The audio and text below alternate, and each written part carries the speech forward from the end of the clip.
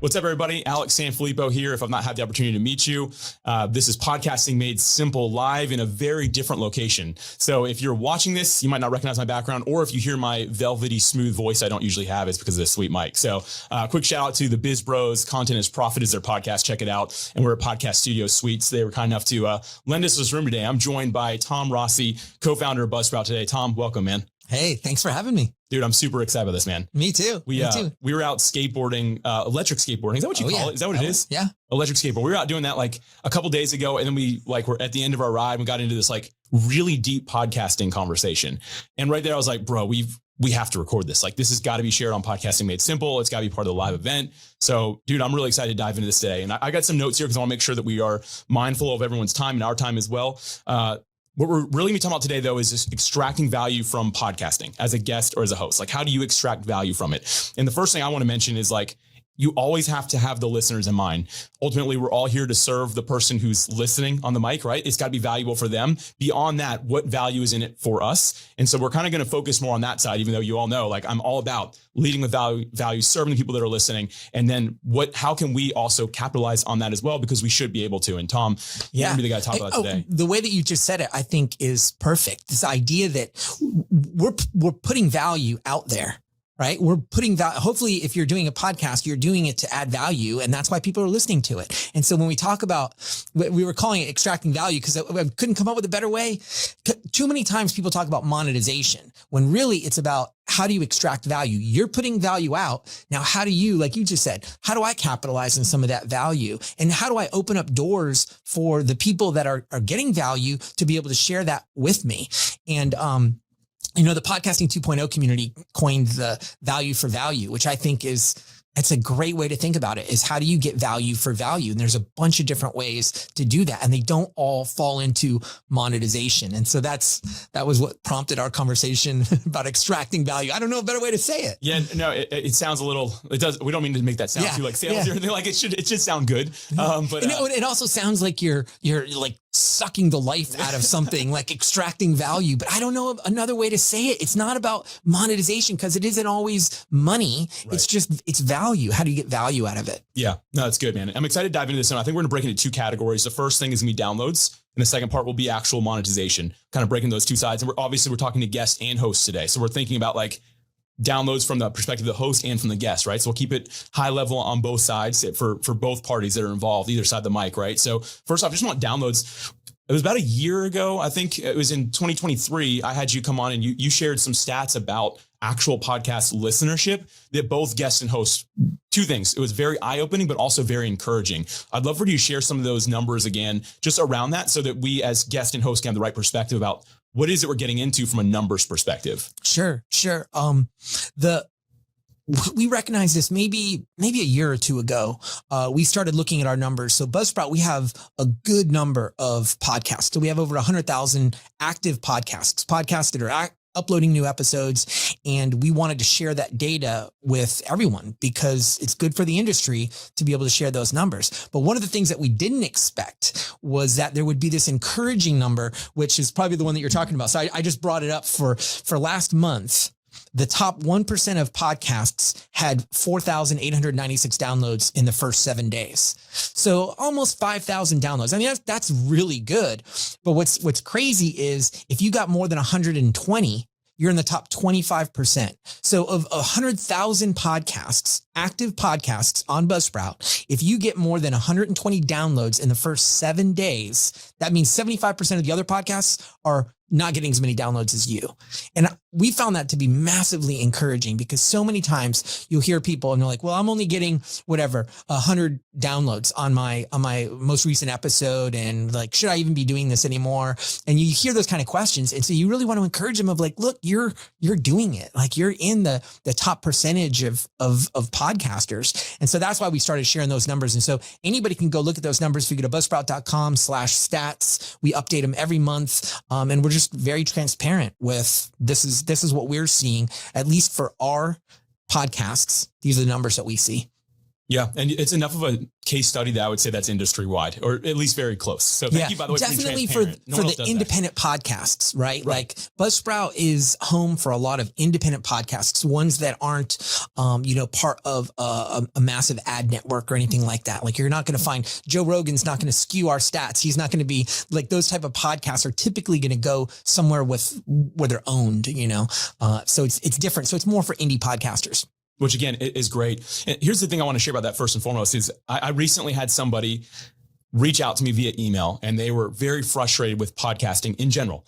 They weren't a member of PodMatch. They hadn't heard. They recently just heard me. They reached out, and the person referred themselves. They said, "I'm a big name public speaker," which that's a red flag. I mean, you have to say you're a big name. Hey, I'm a big deal. Yeah, I'm a big deal. I'm like, you have to tell me you are you? And I wasn't trying to be rude, so I just kept the conversation going. And he said, "It's a total waste of my time if I'm on a podcast with less than 500,000 people listening the first 7 days." And I just asked. I said, and this is why I want everyone to get at this real quick. It's not me bashing on somebody, but podcast listeners are the same as people sitting in seats. Yes. And so I asked, I said, "Hey man," I'll just leave his name out. "Hey man, like when was the last time you spoke in a room with 500,000 people in it?" And his response was not very nice. But basically he's like, you can't compare those two things. It's not the same at all. But the reality is it actually really is the same. The data on how people interact after a podcast with a host versus a speaker on a stage is actually very similar.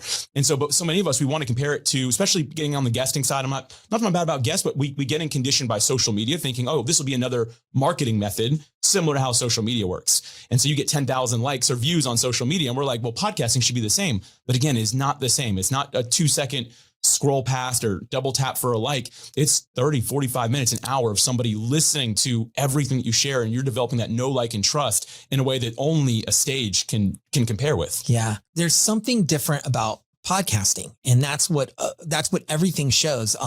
Albin wrote an article on, I think that was the title of it. There's something different about podcasting, but it's this idea of comparing engagement. When people are engaged in podcast in a way that's different than just liking something on Instagram or Facebook, just, giving it a thumbs up versus engaging with the content for 30 minutes, which is what you see with podcasting is people really do that.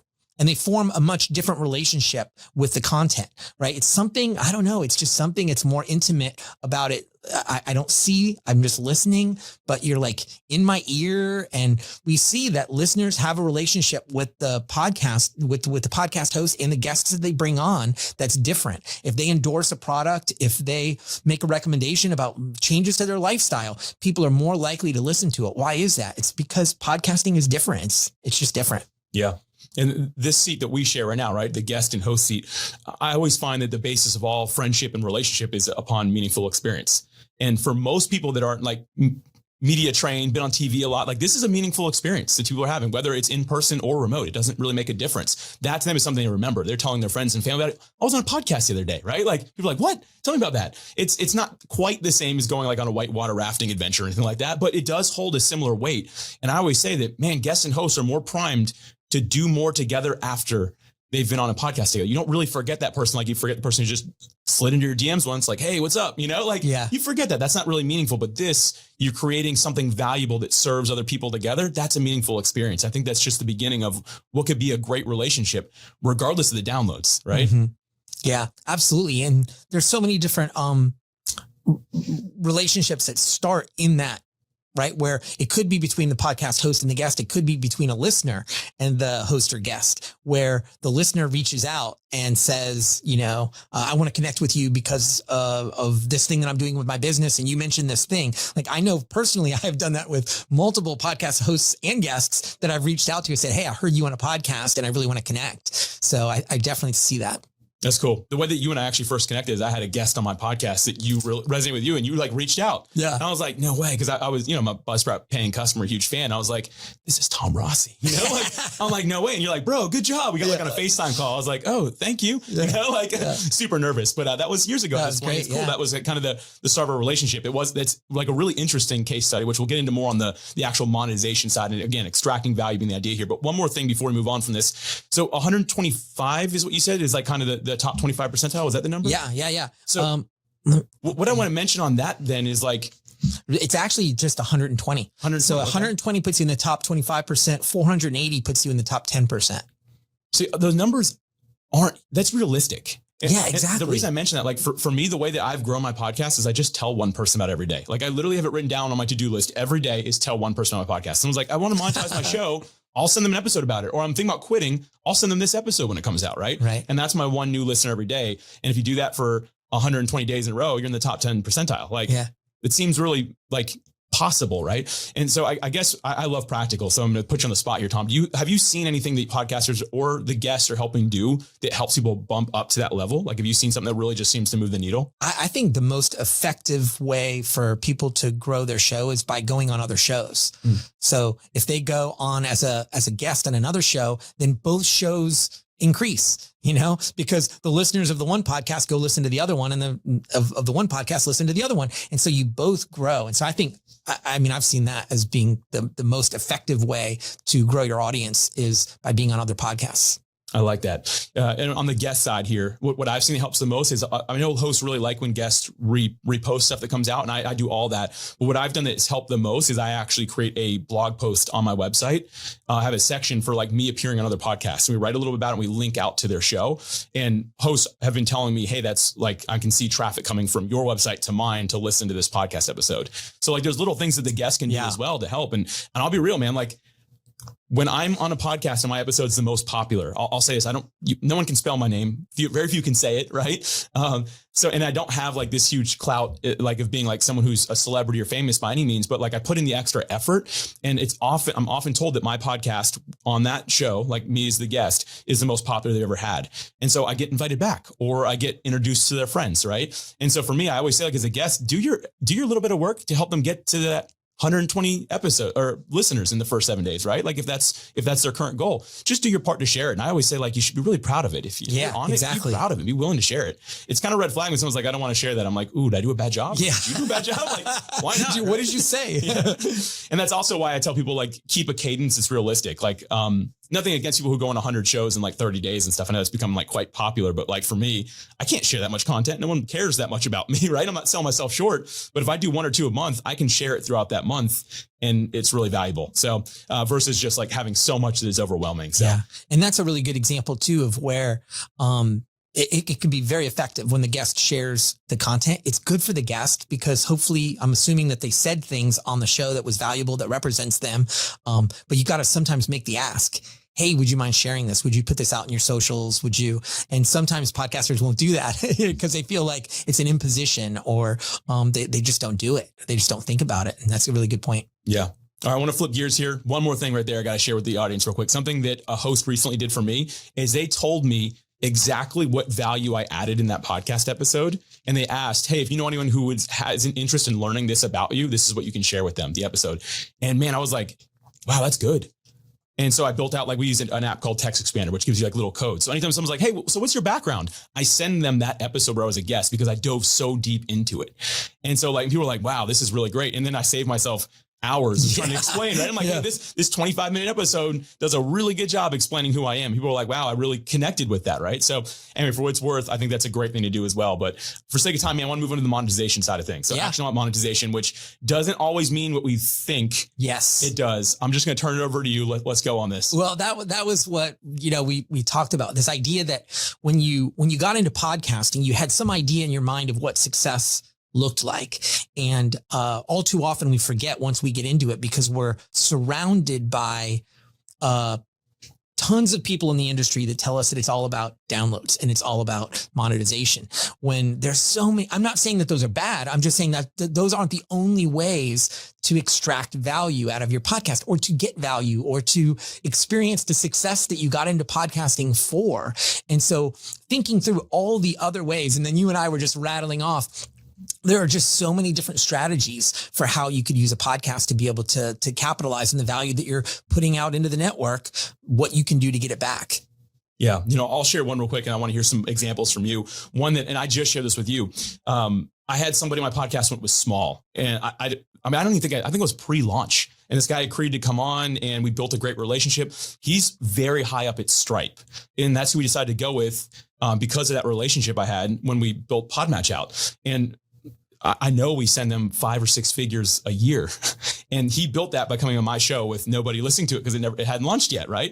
And so like, that's for that guest, that was a really strategic, great, and he didn't mean for it to be. He was just there to have fun, right? But that ended up being a really great relationship because we could have gone with other options. There's options besides Stripe, but we decided that because I'm like, hey, I got a buddy who's there and I want to make sure like he's been really nice to me. And so we had that relationship. Like, I mean, I guess you could put $1 on that, 5 or 6 figures, right? Like it's a dollar figure, like on that one interview that happened. But I want you to riff on some of these, man. What are some ideas that you share with me? One of my favorites that I wouldn't have thought, a friend of mine has a podcast and she is an aspiring author. So she's got an agent, but she hasn't been picked up by a publisher yet. And so she started a podcast and she brings on agents. She brings on other authors.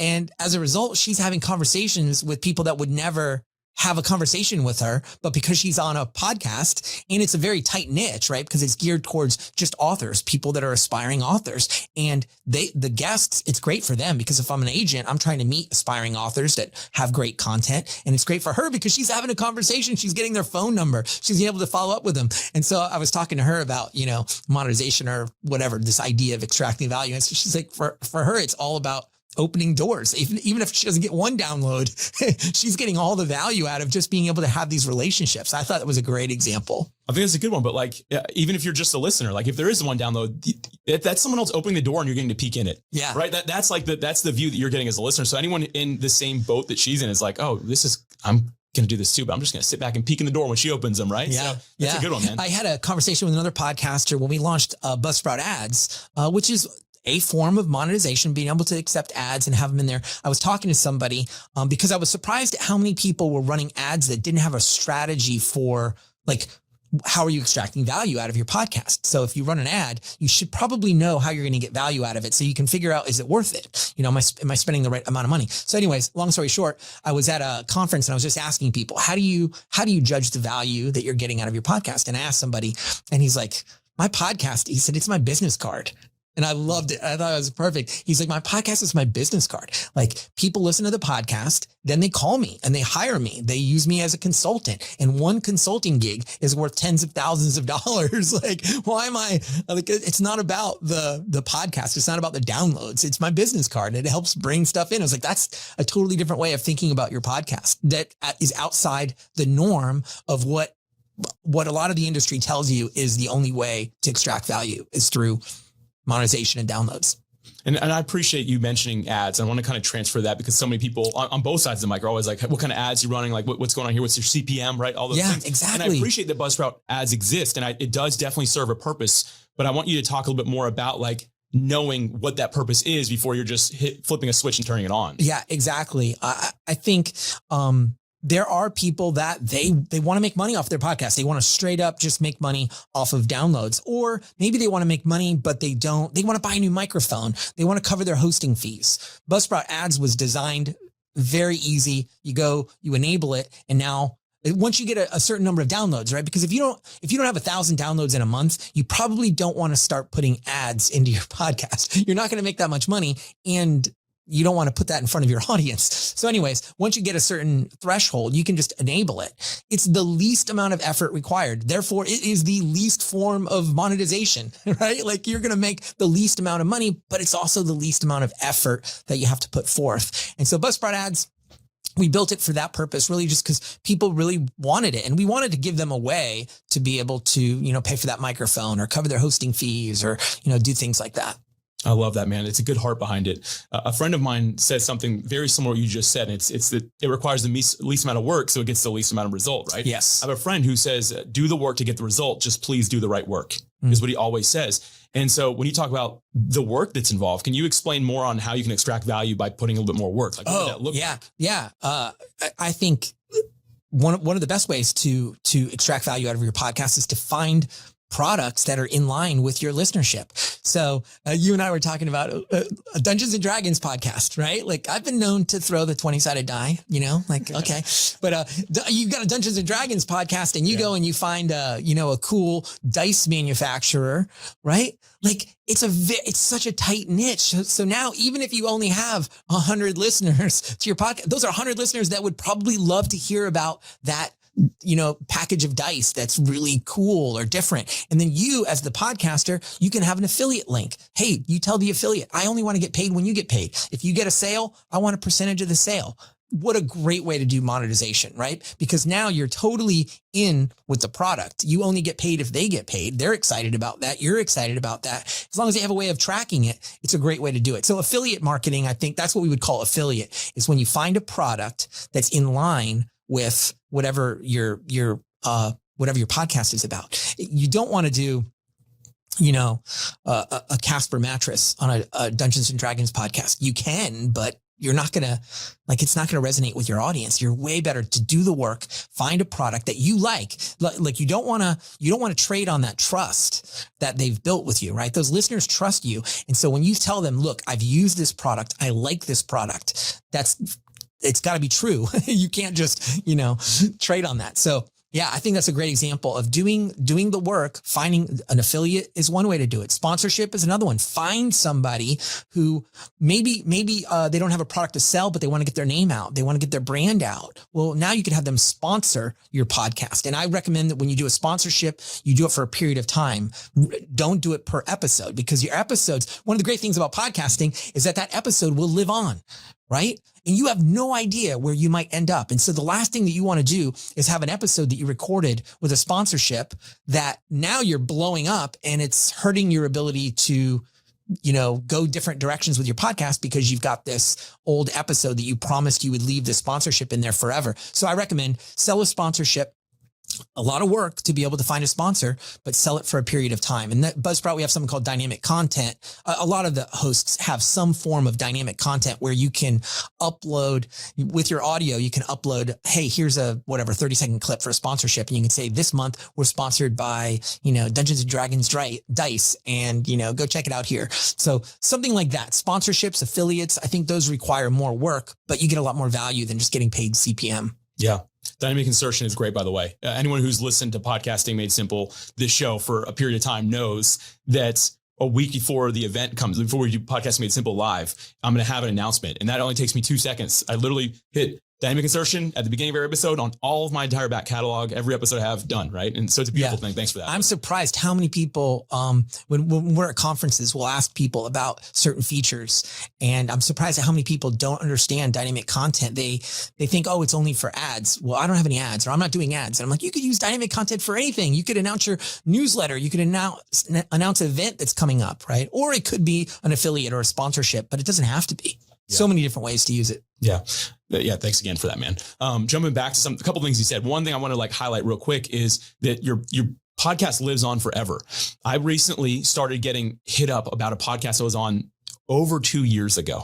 And people were like, dude, that was so good. And I had to go back. I'm like, well, which one was it? That show just became binge worthy, I guess. People started going back through the whole back catalog. And so I had tons of people reaching out. And so for a guest who's like, oh, this podcast doesn't look like it has enough listenership yet, so I don't want to be on it.